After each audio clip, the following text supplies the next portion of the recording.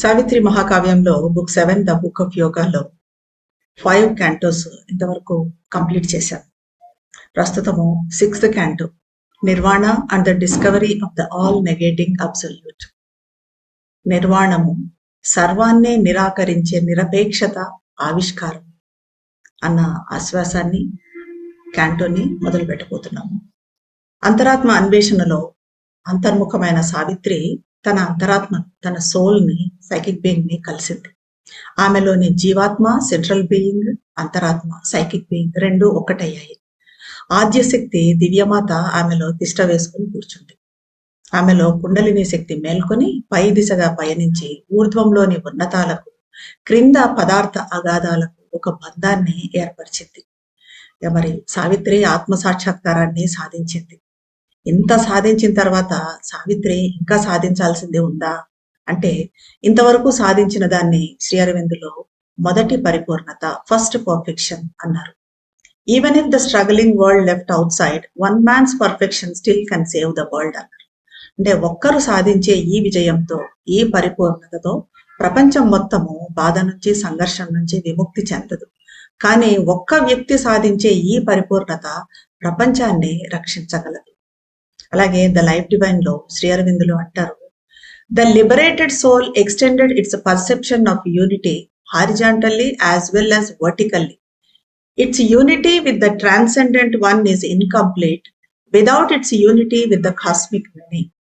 And that lateral unity translates itself by a multiplication, a reproduction of its own liberated state at other points in the multiplicity. The divine soul reproduces itself in similar liberated souls as the animal reproduces itself in similar bodies. Therefore, whenever even a single soul is liberated, there is a tendency to an extension and even to an outburst of the same divine self-consciousness in other individual. ముక్త అంతరాత్మ తాను పొందిన ఏకతను, ఈ oneness ను పై వైపు, ఊర్ధ్వం వైపు, అలాగే పక్కలకు, vertical గా, హారిజాంటల్ గా, నిలువుగా, అడ్డంగా విస్తరింపచేస్తుంది. అంటే నిలువుగా పైకి, పై వైపుగా సర్వాతిశయ చైతన్యంతో ఏకత మాత్రమే కాకుండా చుట్టూ ఉన్న విశ్వ బహుళత్వంతో కూడా, మల్టిప్లిసిటీతో కూడా ఏకం కావటమే నిజమైన ముక్తి అంటున్నారు. సర్వాతిశయ ఏకైకునితో ఏకత అన్నది విశ్వబాహుళ్యతతో ఏకం కానిదే పూర్తవ్వదు. ఆ ట్రాన్సెండెంట్ తో వన్నెస్ అన్నది ఈ చుట్టూ ఉన్న మల్టిప్లిసిటీతో ఆ వన్నెస్ కానిదే పూర్తి కాదు, కంప్లీట్ కాదు. అయితే దివ్య అంతరాత్మ అదే విముక్త అంతరాత్మలలో తనను తాను పునరుత్పాదన చేసుకుంటుంది. కాబట్టి ఎప్పుడెప్పుడు ఎక్కడెక్కడ ఒక్క అంతరాత్మ విముక్తి చెందినా ఇతర వ్యక్తిగత అంతరాత్మలలో, ఇతర ఇండివిజువల్ సోల్స్ లో అదే దివ్య ఆత్మ చైతన్య విస్తరణ దిశగా ఒక ఉన్ముఖత, టెండెన్సీ ఉంటుంది అంటున్నారు శ్రీ అరవిందులు. సో వ్యక్తిగత సాక్షాత్కారంతో జరిగే కార్యము ఇది అన్నది మనకు తెలియజేస్తున్నారు. అయితే మనం ఇప్పుడు ప్రస్తుతము 6th క్యాంటో పేజ్ నెంబర్ 532లో ఉన్నాము. ఇక నెక్స్ట్ సావిత్రి ఏం చేస్తుంది అన్నది చూడవచ్చు. A calm, slow sun looked down from tranquil heavens. A rooted, sullen, rare god of retreat. The lost rains had fled murmuring across the woods, or failed a sibilant whisper mid the leaves. And the great blue enchantment of the sky recovered the deep rapture of its smile. Its mellow splendor, unstressed by storm-licked heats, found room for a luxury of warm, mild days. The night's gold treasure of autumnal moons came floating, shipped through ripples of fairy air. ప్రశాంత స్వర్గాల నుండి, ఊర్ధ్వాల నుండి ఒక నిశ్శబ్ద సూర్యుడు నెమ్మదిగా క్రిందకు చూశాడు. ఇక్కడ వాతావరణం గురించి శ్రీ అరవిందులు వివరిస్తున్నారు. చెల్లా చెదురై వ్యాకులతతో వెనక్కి మళ్ళిపోయే చివరి సైనిక దళంలా చిట్ట చివరి వర్షాలు, అంటే వర్షాకాలం చిట్ట చివరకు వచ్చింది. చివరి వర్షాలు జలజలా చప్పుడు చేస్తూ అరణ్యమంతటా కురుస్తూ పరుగులు తీశాయి. ఆకుల మధ్యన ఊష్మధ్వని, పుష్ అనే ధ్వని వస్తుంది కదా, ఆ ధ్వని, ఆ శబ్దం కూడా ఆగిపోయింది. మంత్రముగ్ధులను చేసే నీలివర్ణము ఆకాశమంతా అలుముకొని, అంత ఆకాశమంతా క్లౌడ్స్ లేకుండా, మబ్బులు లేకుండా క్లియర్ అయిపోయి అంత నీలివర్ణంతో ఉంది. తన దరహాసంలోని గాఢ పారవస్యతను తిరిగి పొందింది. అంటే అంతవరకు మబ్బులతో తన నీలివర్ణ స్పష్టతను కోల్పోయింది ఆకాశం.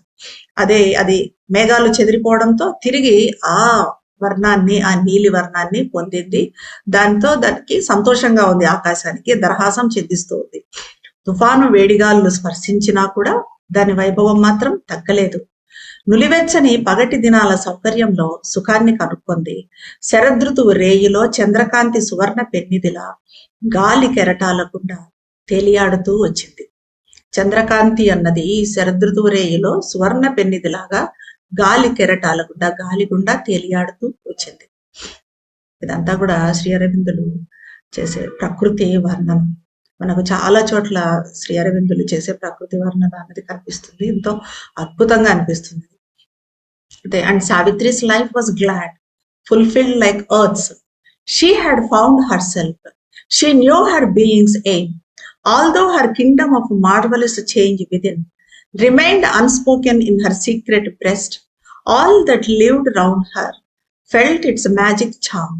The trees' rustling voices told it to the winds. Flowers spoke in ardent hues and unknown joy. The birds' caroling became a canticle. The beasts forgot their strife and lived at ease.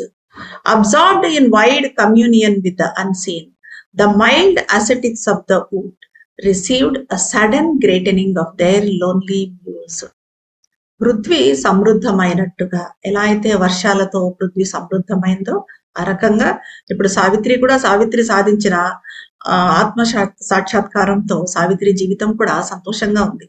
ఎందుకంటే ఆమె తనను తాను కనుక్కుంది. ఇప్పుడు ఆమెకు తన అస్తిత్వ లక్ష్యం ఏంటో తెలుసు. ఆమె అంతరంలో గొప్ప పరివర్తన సంభవించింది. ఆమె సాధించిన ఈ అద్భుత పరివర్తన సామ్రాజ్యము ఆమె హృదయంలో, రహస్య హృదయంలో పలుకు లేకుండా, అంటే ఏ భాష లేకుండా ఉండిపోయినా ఆమె చుట్టూ ఉన్న వాతావరణము, చుట్టూ నివసిస్తున్నదంతా దాని మాంత్రిక సమ్మోహన శక్తిని అనుభూతి చెందాయి. అంటే ఇది ఆమె పైకి ఎక్స్ప్రెస్ చేయకపోయినా మాటల్లో, కానీ ఆమె ప్రజెన్స్, ఆమె ఉనికి అన్నది ఆ చుట్టుపక్కలంతా ఒక మాంత్రిక శక్తి వచ్చేట్టుగా చేసింది.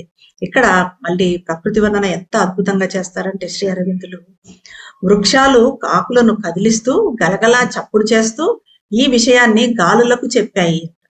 సావిత్రి సాధించిన విషయం, ఆ విజయం గురించి, అక్కడున్న వాతావరణంలో ఉన్న శాంక్టిటీ గురించి ఈ సంతోషంతో వృక్షాలు ఆకులను గలగల కదిలిస్తూ చప్పుడు చేస్తూ గాలులకు చెప్పాయి. పుష్పాలు ఒక తెలియని సంతోషాన్ని తమ వర్ణాల ద్వారా వెలిబుచ్చుతూ సంభాషించుకున్నాయి.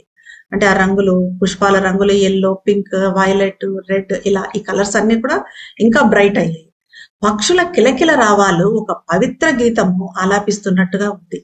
జంతువులు పరస్పరం పోట్లాడుకోవడం మర్చిపోయి, అంటే వాటిల్లో సహజంగా ఉండే శత్రుత్వాన్ని మర్చిపోయాయి. ఇప్పుడు పులి, జింక, లేకపోతే పిల్లి, ఎలుక, కుక్క, పిల్లి, ఈ రకంగా వాటికి ఉన్న సహజ శత్రుత్వాన్ని కూడా మర్చిపోయి హాయిగా సౌకర్యంతో సేద తీరాయి. అగ్నేయునితో విశాల సంపర్కంలో నిమగ్నమై ఉన్న ఋషులు వారి ఏకాంత ధ్యాన స్థితిలో హఠాత్తుగా ఒక ఉద్ధరింపుకు అనుభూతి చెందారు. అక్కడ ఇప్పుడు సావిత్రి ఉన్నది పర్ణశాల కదా, పర్ణశాల చుట్టూ అరణ్యం కదా, అరణ్యంలో ఉన్న పర్ణశాలలో సావిత్రి ఇదంతా చేస్తూ ఉంది. అయితే అరణ్యంలో చాలా మంది ఋషులు అక్కడ ధ్యానం చేసుకుంటూ ఉంటారు. వాళ్ళందరూ కూడా ఒక్కసారిగా ఈ సావిత్రిలో సంభవించిన ఈ పరివర్తనతో వాళ్ళ చైతన్యం ఒక్కసారిగా ఉద్ధరింపుకు అప్లిఫ్ట్ అయినట్టుగా వాళ్ళు ఫీల్ అయ్యారు. ఇది ఎట్లా ఉంటుందంటే, మనకు పాండిచేరికి వెళ్ళినప్పుడు, పాండిచేరిలో సమాధి దగ్గర కూర్చొని ధ్యానం చేస్తున్నప్పుడు ఇలాంటి స్థితే ఉంటుంది. ముందంతా మన స్థితి ఎలా ఉన్నా కూడా అక్కడికి వెళ్ళి అక్కడ ధ్యానంలో కూర్చోగానే మన చైతన్యంలో ఒక్కసారి ఒక్క అప్లిఫ్ట్, ఒక ఉద్ధరింపు జరగటము, మనం అంతర్లోతుల్లోకి ప్రవేశించటము, శాంతి నెలకొంటము, మనసు నిశ్శబ్దం కావటము, ఇవన్నీ కూడా జరుగుతాయి. ఎందుకంటే అక్కడ మరి మదరు శ్రీ అరవిందులు ఉన్నారు, వాళ్ళ ప్రజెన్స్ అన్నది అక్కడ ఉంది. అలాగే ఇక్కడ సావిత్రిలో జరిగిన ఈ పరివర్తనతో ఆమె అస్తిత్వం ఆమె అక్కడ ఉంది కాబట్టి చుట్టుపక్కల కూడా అంతలో చైతన్య ఉద్ధరింపు అన్నది జరిగింది. This bright perfection of her inner state poured overflowing into her outward sea. made beautiful, dull, common, natural things, and action wonderful and time divine. Even the smallest, meanest work became a sweet or glad and glorious sacrament, an offering to the self of the great world, or a service to the one in each and all. A light invaded all from her being's light. Her heartbeats dance, communicated bliss. Happiness grew happier, shared with her by her touch, and grief some solace found when she drew near. Savitri అంతరంలో సంభవించిన ఈ పరిపూర్ణత, ఉజ్వలమైన ఈ పరిపూర్ణత ఆమె బాహ్య జీవన రంగంపైకి, బాహ్య జీవితంపైకి పొంగి ప్రవహించింది. అంటే ఆమె చేస్తున్న పనులన్నిటి మీదకు ఈ పవిత్రత, ఈ దివ్యత్వం అన్నది ప్రవహించింది. ఆమె చేస్తున్న సర్వసాధారణ పనులు, మందంగా ఉండే విషయాలు కూడా అందంగా తయారయ్యి, ఆమె నిర్వర్తిస్తున్న ప్రతి చర్య కూడా అద్భుతంగా, ఆ కాలం దివ్యంగా మారాయి. కుటీరంలో చేస్తున్న సాధారణ పనులు కూడా, ఇల్లు ఊడ్చటము, వంట చేయటము, ఆమె అత్తమామలకు సేవ చేయటము, ఇలాంటివన్నీ కూడా దివ్యత్వాన్ని సంతరించుకున్నాయి. ఆమె సాధించిన పరివర్తనతో, పొందిన సాక్షాత్కారంతో. ఇక్కడ మనకు మళ్ళీ మదర్ గుర్తుకొస్తారు. ఇప్పుడు శ్రీ అరవిందుల దగ్గరికి మదర్ వచ్చేప్పటికే మదరు అన్ని సాక్షాత్కారాలను సాధించారు. అయినా ఏది కూడా బయటకు కనిపించకుండా అతి చిన్న పని కూడా చేసేవారు. అంటే స్వీపింగ్ కూడా చేసేవారు, డిషెస్ ప్రిపరేషన్ చేయటము, ప్లేట్స్ క్లీన్ చేయటము, ఇంకా ఫ్లాస్ అరేంజ్ చేయటము, ఈ పార్సల్స్ లో వచ్చే చిన్న చిన్న పేపర్స్ కూడా వేస్ట్ కాకుండా తీసి పెట్టేవాళ్ళు, ఉపయోగించేవాళ్ళంట. ఇదంతా కూడా మదర్ లోపల ఆమె సాధించిన సాక్షాత్కారాలు ఏవి పైకి కనిపించకుండా ఒక సామాన్యరాలిగా జీవించేవాళ్ళు మదర్. దీన్నే శ్రీ అరవిందులు లైఫ్ డివైన్ లో సమం బ్రహ్మన్ అంటారు. అంటే అతి చిన్నది, అల్పమైన పని అయినా కూడా అది ఒక యజ్ఞం లాగా చేయటం.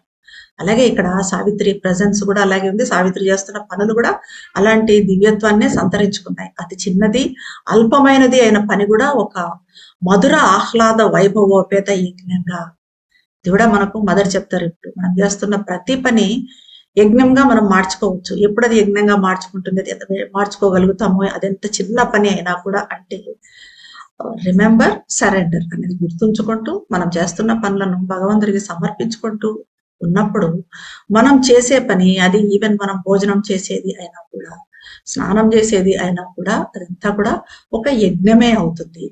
ఇదే మన స్థితి. కానీ సావిత్రి ఈ స్థితి ఎప్పుడో దాటిపోయింది.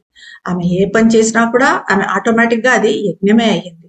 ఒక మహాప్రపంచ ఆత్మకు అర్పణగా మారింది. ప్రతి ఒక్కరిలో, అందరిలో ఉన్న పరమాత్మకు చేసే సేవగా ఆమె చేస్తున్న పని తయారయ్యింది. ఆమె అస్తిత్వ కాంతి నుంచి ఒక కాంతి అంతను ఆక్రమించింది. ఆమె హృదయ స్పందనలు నాట్యం చేస్తూ ఆనందంతో సంపర్కం పెట్టుకున్నాయి. ఆమె సంతోషాన్ని షేర్ చేసుకుంటే అది ఆమె స్పర్శతో ఇంకా గొప్ప సంతోషం అయ్యేది. ఆమెతో మనలో ఉన్న సంతోషాన్ని షేర్ చేసుకుంటే ఇంకా గొప్ప సంతోషం అయ్యేది. అదే మనలో ఉన్న దుఃఖము ఆమె మన దగ్గరకు వచ్చినప్పుడు ఉపశమించేది. ఆమెతో మాట్లాడినా, ఆమె స్పర్శించినా కూడా మన దుఃఖం అన్నది ఆమె సామీప్యంతో ఉపశమించేది. ఇదే మనకు మళ్ళీ ఒకసారి మదర్ సామీప్యము, మదర్ కి దగ్గర ఉన్న వాళ్ళ అనుభూతులు, వాళ్ళ ఎక్స్పీరియన్సెస్ చదివితే అర్థమవుతుంది. Above the cherished head of Satyavad, she saw not now fate's dark and lethal arm, a golden circle round a mystic sun, disclosed to her newborn predicting sight. The cycling rondure of her sovereign life, in her visions and deep-etched vertical dreams, in brief shiftings of the future's heavy screen, he lay not by a dolorous decree, a victim in the dismal antry of death, or born to blissful regions far from her, forgetting the sweetness of earth's warm delight, forgetting the passionate oneness of love's clasp, absolved in the self-wrapped immortal's bliss, always he was with her, a living soul, that met her eyes with close enamored eyes, a living body near to her body's joy. సత్యవంతుని తల మీద ఇప్పుడు సావిత్రికి విధి నల్లని మారక వలయం కనిపించటం లేదు. మృత్యు వలయం, మరణ వలయం అన్నది కనిపించటం లేదు. ఆమెలో కొత్తగా జన్మించిన భవిష్యత్తుని ఇప్పుడు చూడగలిగే దృష్టికి ఒక మార్మిక సూర్యుని చుట్టూ పసిడి వలయము సర్వాధికార జీవిత చక్రాన్ని ప్రకటిస్తూ కనిపించింది. ఒక పసిడి వలయం కనిపించింది తప్ప ఆ మారక వలయం అన్నది కనిపించడం లేదు సత్యవంతుని తల మీద. సత్యవంతుడు మృత్యువుకు గురవుతున్నట్టుగా ఇప్పుడు ఆమె కనిపించడం లేదు. ఆ బాధ లేదు. జీవితంకి ఉన్న అధికారము, అమృతత్వము పసిడి వలయం లాగా ఆమెకు కనిపిస్తూ ఉంది. ఆమె అంతర్దర్శనాలను గాఢంగా సత్యాన్ని స్పర్శించే స్వప్నాల్లో భారంగా ఉండే భవిష్యత్తు తెర తొలగి కనిపించిన క్షణిక దర్శనాలలో, ఆమె చూసే ఆ క్షణిక గ్లింప్సెస్ లో, క్షణిక దర్శనాలలో సత్యవంతుడు ఇప్పుడు ఆమెకు విధివంచితుడుగా కనిపించడం లేదు. మృత్యువు క్రూరపట్టులో చిక్కుకున్న ఒక బాధితుడు కాదు సత్యవంతుడు.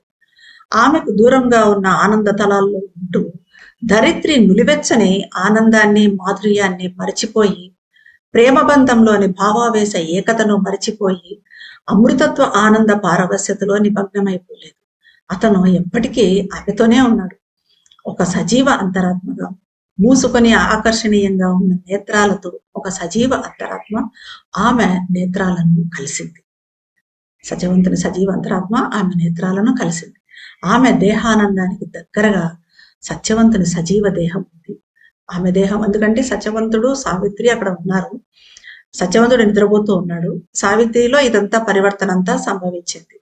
ఇప్పుడు ఈ పరివర్తన సంభవించడంతో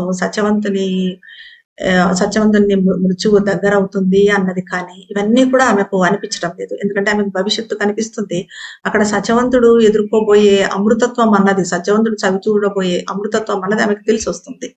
ఈ సత్యవంతుని శరీరానికి ఆమె శరీరం దగ్గరగా ఉంది.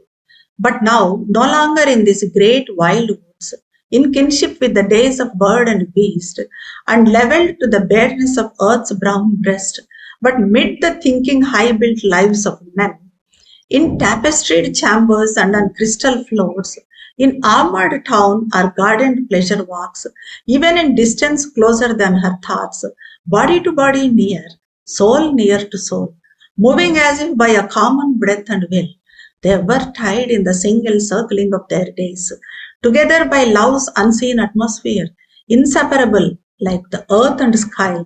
Thus, for a while, she trod the golden path. This was the sun before abysmal night. Once, as she sat in deep felicitous muse, still quivering from her lover's strong embrace, made her joy a bridge twixt earth and heaven, and abyss yawned suddenly beneath her heart. కానీ ఇప్పుడు సత్యవంతుడు మునుపటి సత్యవంతుడు కాదు. పశు పక్షాదులతో స్నేహం చేస్తూ ఇంతకుముందు ఎలా ఉండేవాడు, మరుగున ఉన్న భూహృదయ రహస్యాలతో అనుబంధంలో ఉంటూ అలా ఉన్న సత్యవంతుడు ఇప్పుడు లేడు. ఉన్నతంగా ఆలోచనలతో జీవితంలో ఉన్న మనుషుల మధ్య, ఉన్నతమైన ఆలోచనలతో స్ఫటిక నేలతో ఉన్న రాజప్రసాదాల్లో, అంటే ఒక రాజకుమారుడిలాగా రాజప్రసాదాల్లో, సాయుధ నగరంలో తోటల్లో విలాసంగా నడుస్తూ, ఆ నగరాల్లో, రాజభవనాల్లో, ఆ తోటల్లో నడుస్తూ విలాసంగా ఉన్నట్టుగా ఉన్నాడు. ఆమె ఆలోచనల కన్నా ఇంకా దగ్గరగా ఉన్నాడు. అతని దేహము ఆమె దేహానికి దగ్గరగా ఉంది. అంతరాత్మకు దగ్గరగా ఉంది. ఒకే శ్వాసతో, ఒకే సంకల్పంతో చెల్లిస్తున్నట్టుగా విడిపోలేని భూమ్యాకాశాల్లో వాళ్ళిద్దరూ కనిపించని ప్రేమ వాతావరణంలో, కాల వలయంలో ముడిపడి ఉన్నారు. అలా సావిత్రి కొంచెం సేపు సువర్ణ మార్గంలో విహరించింది. అగాధ నిశీదికి ముందు ఉండే సూర్యుడు అది. కానీ ఆమె ఇదంతా చూస్తుంది కదా, ఈ సువర్ణ సూర్యుడిని, ఈ సువర్ణ మార్గాన్ని, ఆ సువర్ణ వలయాన్ని ఇదంతా చూస్తూ ఉంది. ఇదంతా కూడా ఏంటి అంటే నిశీది రాబోయే ముందు నెలకొన్న ఆ ప్రకాశమాన స్థితి. ఇంకా అప్పుడు ఆమె ఎలా ఉంది అంటే గాఢమైన ధ్యానంలో కూర్చొని తన ప్రేమికుని గాఢ పరిశ్వంగనంలో పులకిస్తూ తన సంతోషాన్ని, ఆనంద స్థితిని భూమికి, స్వర్గానికి వారధిగా చేసింది. అక్కడ సత్యవంతుడి కౌగిల్లో ఉంటూ ఆమె తను పొందిన ఈ పరివర్తనను, ఈ ఆనంద స్థితిని, ఈ ఏదైతే దివ్యత్వాన్ని పొందిందో దాన్ని భూమికి, స్వర్గానికి వారధిగా దాన్ని చేసింది. అప్పుడు హఠాత్తుగా ఆమె హృదయం కింద ఒక అగాధము నోరు తెరిచింది. ఇప్పుడే చెప్పుకున్నాం కదా, నిశీదికి ముందు ఉండే సూర్యుడు అని. ఆ నిశీది ఇది. ఆ అగాధము ఒక్కసారిగా ఆమెలోంచి బయటికి వచ్చింది, నోరు తెరిచింది. మరి ఈ ఆనంద స్థితిలో సావిత్రి శాశ్వతంగా ఉండొచ్చు. ఇప్పుడు ఆమె తన వ్యక్తిగత ముక్తితో సాధించిన దాంతో ప్రశాంతంగా, ఆనందంగా ఉండగలదు. కానీ ఆమె ఏం చేయాలనుకున్నది, తను పొందిన ఆనంద స్థితిని భూమికి స్వర్గానికి వారధిగా చేయాలనుకుంది. ఎప్పుడైతే ఆమె ఇలా అనుకుందో అప్పుడు వెంటనే ఈ అగాధం అన్నది, ఈ నిశీది అన్నది తన నోరు తెరిచింది. అయితే ఈ అగాధ నిశీది ఏంటి అన్నది చూద్దాం. A vast and nameless fear dragged at her nerves, as drags a wild beast its half-slaughtered prey. It seemed to have no den from which it sprang. It was not hers, but hid its unseen cause. Then rushing came its vast and fearful pound, a formless dread with shapeless, endless wings, filling the universe with its dangerous breath. A denser darkness than the night could bear enveloped the heavens and possessed the earth. A rolling surge of silent death, it came curving round the far edge of the quaking globe. Effacing heaven with its enormous stride, it willed to expunge the choked and anguished air and end the fable of the joy of life. ఒక క్రూర మృగము ఎలా అయితే సొగం వధించిన తన ఆహారాన్ని లాక్కొని పోతుందో, అలా పేరులేని ఒక విస్తార భయం, ఏ రకంగా అయితే ఒక సింహము ఒక జింకను సొగం వధించి చంపేసి దాన్ని అలాగా లాక్కొని పోతుంటుందో, ఆహారం తిందాం ఇంకా ఎక్కడో ఒక చోట కూర్చొని అని ఎలా లాక్కొని పోతుంటుందో, అలాగా ఒక విస్తార భయం, పేరులేని విస్తార భయం ఆమె నాడులను బట్టి లాగేసింది. మరి సావిత్రికి భయం ఉందా అంటే సావిత్రికి భయం లేదు, ఇది సావిత్రి భయం కాదు. కానీ ఎక్కడిది మరి ఈ భయం ఎక్కడి నుంచి వచ్చింది అనంటే, ప్రపంచంలోని మొత్తం భయం అదంతా కూడా ఆమెను చుట్టుకుంది. అది ఎక్కడి నుంచి వచ్చింది, దాని గృహం ఎక్కడుంది, దాని ఇల్లు ఎక్కడుంది, దాని మూలం ఎక్కడుంది అన్న తెలియని పరిస్థితి. అది ఎందుకంటే ఆమెలోది కాదు, భయం అన్నది ఆమె నుంచి రాలేదు. అది రావడానికి కారణం ఏంటో కూడా కనిపించకుండా ఉంది. అప్పుడు అది తన భయంకర విశాల ఉత్పత్తి స్థానం నుండి పైకి పెళ్ళుబికింది. అది ఎలా ఉంది అంటే, రూపం లేని భయం, ఆకారం లేని అంతం కాని రెక్కలతో విశ్వాన్ని తన ప్రమాదకర శ్వాసతో నింపివేసేటువంటిది. అంటే అది ఎలా ఉందంటే, ఆకారం లేకుండా ఉంది, రూపం లేనిది, అంతం కాని రెక్కలతో, అంత విశాలమైన రెక్కలతో విశ్వాన్ని భయం అన్నది తన ప్రమాదకర శ్వాసతో నింపివేసింది. అలాంటి భయం ఆమెను చుట్టుకుంది. విశ్వనిశీది భరించలేనంత దట్టమైన చీకటి ఆకాశాన్ని కప్పివేసి భూమిని తనలో కలిగి ఉంది. కంపించే భూగోళపు అంచును చుట్టుకొని తన మహీయ నడకతో స్వర్గాన్ని అంటే అమృతత్వాన్ని రద్దు చేస్తూ నిశ్శబ్ద మృత్యువు ఉర్రూతలూగుతూ వచ్చినట్టుగా వచ్చింది. మృత్యువు ఎలాగైతే ఉర్రూతలూగుతూ నిశ్శబ్దంగా వస్తుందో ఆ రకంగా వచ్చింది. ఊపిరాడకుండా తాపంతో ఉన్న వాయువును కొట్టేసి జీవితంలోని సంతోషానికి అంతం పలకాలని సంకల్పించుకొని వచ్చింది. ఇది ఎందుకు వచ్చింది? అది జీవితంలో సంతోషం అనేది ఉండకూడదు అన్న దాంతో ఊపిరాడకుండా ఉండే తాపంతో ఆ కడున వాయువును కూడా కొట్టేసి అంతటి తాపంతో ఆ భయం అన్నది వచ్చింది. It seemed her very being to forbid abolishing all by which her nature lived and labored to blot out her body and soul. A clutch of some half-seen invisible, an ocean of terror and of sovereign might, a person and a black infinity. It seemed to cry to her without thought or word, the message of its dark eternity and the awful meaning of its silences, out of some sullen monstrous vast horizon, out of an abysmal deep of grief and fear, imagined by some blind regardless self, a consciousness of being without its joy, empty of thought, incapable of bliss, that felt life blank and nowhere found a soul, a voice to the dumb anguish of the heart, conveyed a stark sense of unspoken words. ఇది నల్లని అచేతన. మరి ఇదేంటి అంటే ఇన్కాన్షియన్స్, అచేతన. మహాసాగరంలో ఉన్న ఈ అచేతనను మన వేదాలలో అప్రకేతం సలీలం అన్నారు. దీని నుంచే సృష్టి, అచేతన నుంచే సృష్టి మొదలయ్యింది. ఇది ఆమె అస్తిత్వాన్ని రద్దు చేయాలని చూస్తుంది. ఈ ఇన్కాన్షియన్స్ అన్నది ఆమె అస్తిత్వాన్ని ఆమెనే లేకుండా చేయాలని చూస్తుంది. దేని ఆధారంగా ఆమె స్వభావం నివసిస్తూ ఉందో దాన్ని రద్దు చేస్తుంది.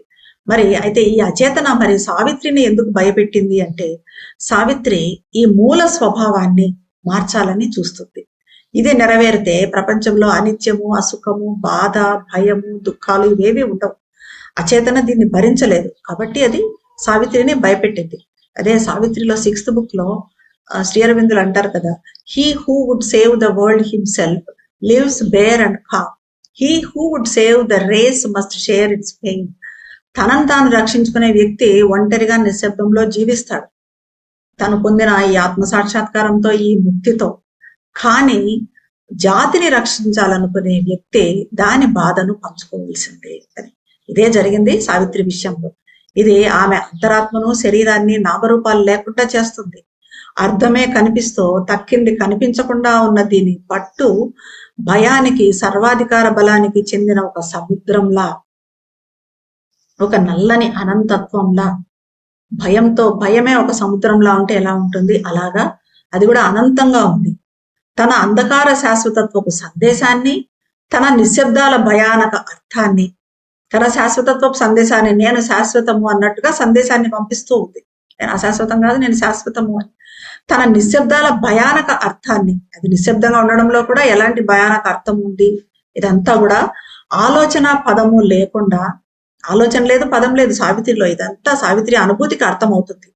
సావిత్రితో అది మొరపెట్టుకోవడానికి వచ్చింది. నిర్జీవంగా ఉండే అమానుష వైశాల్యత నుండి అది పైకి లేచింది. మరి ఎలా వచ్చింది అచేతన అంటే, అది అతిచేతనలాగా అచేతన కూడా అనంతంగా ఉంటుంది. అది ఎలా ఉంటుంది అంటే అనంతంగా ఉంటుంది. అలాగా అది అమానుష వైశాల్యత నుండి పైకి లేచింది. గుడ్డిగా అలక్ష్యం చేసే ఆత్మచేత ఊహించబడే బాధ, భయాల అగాధపు లోతుల నుండి వచ్చింది. సంతోషం లేకుండా ఉండే అస్తిత్వపు చైతన్యం అది. గుడ్డిగా అలక్ష్యం చేసే ఆత్మచేత అంటే, మనం ఆత్మలో అలక్ష్యం చేస్తున్న కొద్దీ మనలో ఈ భయాలు, ఈ బాధలు ఇవన్నీ కూడా ఎక్కువ అవుతాయి. ఎందుకంటే ఆత్మను అలక్ష్యం చేసే కొద్దీ మనం అచేతన వైపు మళ్ళుతాం. కాబట్టి ఆటోమేటిక్ గా మనం అచేతన వైపు మళ్ళే కొద్దీ ఈ భయాలు, బాధలు, దుఃఖాలు, ఈ నైరాశ్యాలు ఇవన్నీ కూడా మన జీవితంలో ఎక్కువ అవుతాయి. సంతోషం అన్నది లోపిస్తుంది. బయట నుండి వచ్చే సంతోషం, అది వైటల్ కానివ్వండి, మెంటల్ కానివ్వండి, ఏదైనా కూడా అది క్షణికమే. కానీ ఎప్పుడు అది మన సంతోషము శాశ్వతంగా ఉంటుంది అంటే అది అంతరంలో నుంచి వచ్చే సంతోషం అయినప్పుడు. అలా ఇక్కడ అప్పుడు ఆలోచన ఉండదు, ఆనందించే సామర్థ్యము ఉండదు. ఇలా ఈ అచేతన చుట్టుముట్టినప్పుడు జీవితం శూన్యంగా ఉంటుంది. అంతరాత్మను ఎక్కడా కనుక్కోలేదు. మూగగా విషాదానికి లోనైన హృదయానికి పలుకని పదాల జడ జ్ఞానాన్ని ఇది చేరవేసింది, అచేతన చేరవేసింది. In her own depths she heard the unuttered thought that made unreal the world and all life moment. అప్పుడు అది ఆ అచేతన సావిత్రితో ఏమన్నది అంటే, ఇలాగా మొరపెట్టుకుంటే అని చెప్పాం కదా, అది ఏం మొరపెట్టుకుంది ఇక్కడ అంటే, హూ ఆర్ దౌ హూ క్లెయిమెస్ట్ దై crown of separate birth, the illusion of thy soul's reality and personal godhead on an ignorant globe in the animal body of imperfect man. Hope not to be happy in a world of pain, and dream not listening to the unspoken word, and dazzled by the unexpressible ray, transcending the mute superconscience realm to give a body to the unknowable, or for a sanction to thy heart's delight, to burden with bliss the silent still, supreme profaning its bare and formless sanctity, or call into thy chamber the divine, and sit with God tasting a human joy. I have created all I devour. I am death and the dark terrible mother of life. I am Kali, black and naked in the world. I am Maya and the universe is my chief. ఆమె అంతర లోతులలో, సావిత్రి అంతర లోతుల్లో పలుకని భావనతో ఈ స్వరం, ఈ అచేతన స్వరము ఆమెకు ఒక సందేశాన్ని పంపించింది. ఇది ప్రపంచాన్ని, జీవితాన్ని అవాస్తవం చేసే స్వరం. అన్ని మాయ, అంతా భ్రాంతి అని చెప్పే స్వరం. ఈ స్వరం సావిత్రితో అన్నది, విశిష్ట జన్మ మకుటాన్ని ధరించానని చెప్పుకుంటున్న నువ్వు ఎవరు? నాది విశిష్ట జన్మ అని చెప్పుకుంటున్నావు, నువ్వెవరు? అసలు నీ జన్మ ఏమనుకుంటున్నావు? నీ అంతరాత్మ సత్యము అనే భ్రాంతిలో ఉన్నావు. నీ అంతరాత్మే సత్యం అనుకుంటున్నావు. అజ్ఞాన భూమి మీద అపరిపూర్ణ జంతు శరీరంలో వైయక్తిక దైవం ఉన్నాడని అంటున్నావు. భూమి అజ్ఞానమైన భూమి, శరీరము జంతువు నుంచి వచ్చిన శరీరం. మరి ఇక్కడ ఈ శరీరంలో, ఇలాంటి శరీరంలో దైవం ఎలా నివసిస్తాడు? బాధామయ ప్రపంచంలో సంతోషంగా ఉండాలని కోరుకోవద్దు. ఇట్లా ప్రపంచంలో బాధ అన్నది తప్పదు. అక్కడ నువ్వు సంతోషంగా ఉండాలంటే అది జరిగే పని కాదు. ఇదంతా కూడా ఏంటి? పెసిమిజం. పలుకని పదాన్ని వినాలని, అవ్యక్త దివ్య కిరణం చేత అద్భుతానికి లోనవ్వాలని స్వప్నించకు. ఏదో వినాలని, ఎక్కడి నుంచో నాకు పదం వస్తుంది అది వినాలి అని అనుకుని, కానీ దివ్య కిరణం ఒకటి వస్తుంది, నేను దాన్ని దర్శించగలుగుతాను అని చెప్పి ఆ అద్భుతానికి లోనవుతాను అని ఇట్లాంటివన్నీ కలలు కనద్దు, స్వప్నించకు. అజ్ఞేయునికి దేహాన్ని అర్పించడానికి నిశ్చల అతిచేతన సామ్రాజ్యాన్ని అతిశయించాలని అనుకోవద్దు. నీ హృదయ సంతోషం కోసం నిశ్చల నీరవ పరాత్పరుని ఆనందాన్ని సమ్మతించమని కోరకు. నీ హృదయంలోని సంతోషం క్షణిక సంతోషం కోసమని పరాత్పరుని రమ్మని చెప్తావా? నీలోకి ఎలా వస్తాడు ఆయన? దైవం నీలోకి ఎలా వస్తాడు? నీ జంతు శరీరంలోకి అని అంటూ ఉందనమాట. అలా కోరుకొని ఆయన నగ్న రూపరహిత పవిత్రతను, ఆయన పవిత్రతను అపవిత్రం చెయ్యకు. నీ హృదయంలోకి భగవంతుని పిలిచి ఆయనతో కూర్చొని మానవ సంతోషాన్ని రుచి చూడాలని అనుకోవద్దు. నీలో దైవం ఎలా వస్తాడు? నీ హృదయంలో ఎలా కొలువు ఉంటాడు? సర్వాన్ని నేనే సృష్టించాను, అంతా సృష్టించింది నేనే కబళిస్తాను, నేనే మృత్యువును, జీవితపు నల్లని దుర్భర మాతను నేనే. ఈ ప్రపంచంలో నల్లగా నగ్నంగా ఉన్న ఖాళీదేవిని నేను, మాయను నేను, ఈ విశ్వమే నా కల్పిత వంచన, నేను సృష్టించిన భ్రమ. ఇదంతా కూడా, ఇది మాట్లాడేదంతా వంచన, భ్రమ. చాలా మంది యోగ సాధకులు అనే వాళ్ళంతా ఇలాంటి భ్రమలో పడి అదే సత్యం అనుకొని అక్కడే ఆగిపోతూ ఉంటారు. అలాంటి భ్రమను సృష్టిస్తూ ఇది మాట్లాడుతుంది, నేనే కాళిని అంటుంది. నల్లగా నగ్నంగా ఉన్న కాళీదేవిని నేను, మాయను నేను, దీన్నంతా నేనే సృష్టించాను, నేనే కబళించేస్తాను, నేనే మృత్యువు అని అంటుంది. I lay waste human happiness with my breath and slay the will to live, the joy to be, that all may pass back into nothingness, and only abide the eternal and absolute, but only the blank eternal can be true. All else is a shadow and flash in mind's bright glass. Mind hollow mirror in which ignorance sees a splendid figure of its own false self, and dreams it sees a glorious solid world. O soul, inventor of man's thoughts and hopes, thyself, the invention of the moment's stream, illusion's center or subtle apex point, at last know thyself from vain existence cease. నా శ్వాసతో మానవ సంతోషాన్ని నేను వ్యర్థం చేస్తాను, జీవించే ఆశను, సంతోషాన్ని వధిస్తాను. అంటే బాధ, దుఃఖము, సంతోషం, బాధ దుఃఖాలు ఎక్కువ చేస్తూ సంతోషం లేకుండా చేస్తాను. జీవించే ఆశను కూడా వధిస్తాను. నీకు జీవించాలనే ఆశ కూడా ఉండదు. ఇప్పుడు మన బాధ, ఈ నైరాస్యము, ఈ డిప్రెషన్, ఇవన్నీ ఎక్కడి నుంచి వస్తాయి? మన అచేతన నుంచే వస్తాయి. ఇవన్నీ కూడా వీటిని పోగొట్టుకోవాలి అంటే మనం మరి అచేతనతో పోరాటం చేయాలి. అలా ఇది అంటుంది. ఇలా చేస్తూ సంతోషాన్ని వధిస్తాను. ఇలా చేస్తూ సమస్తము శూన్యంలోకి తిరిగి చేరుకొని కేవలము సమగ్రుడు, శాశ్వతుడు మాత్రమే అనువసించేట్టుగా ఉండేట్టుగా, ఇదేది లేకుండా శాశ్వతుడు మాత్రమే ఉండేట్టుగా చేస్తాను. ఎందుకంటే శూన్య శాశ్వతత్వం మాత్రమే సత్యం. శూన్యంగా ఉండే శాశ్వతత్వం మాత్రమే సత్యం. జీవితము ఇవన్నీ ఏమీ లేవు. మిగిలినంతా విశ్వ మనసు ప్రకాశ దర్పణంలో ఒక ఛాయ, ఒక మెరుపు మాత్రమే. విశ్వ మనసు అనేది ఒక నిరర్థక దర్పణం. మనసే లేదు, మనసు అనేదే దర్పణం. అది నిరర్థక దర్పణం, వేస్ట్ మిర్రర్. అందులో తన స్వంత అసత్య ఆత్మ అద్భుత ఆకారాన్ని చూస్తూ ఒక వైభవోపేత ప్రపంచాన్ని చూస్తున్నట్టుగా కలగంటుంది నీ అజ్ఞానం.